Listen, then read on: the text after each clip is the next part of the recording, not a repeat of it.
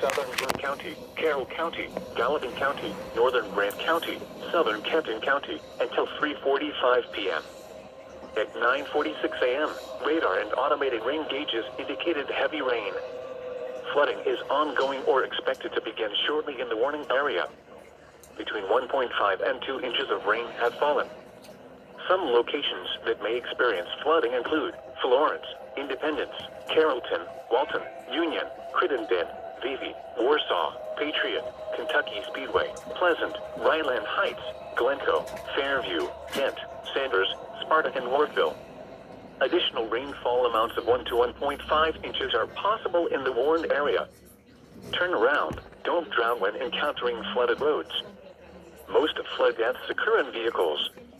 To report flooding, go to our website at weather.gov/ILN and submit your report via social media when you can do so safely.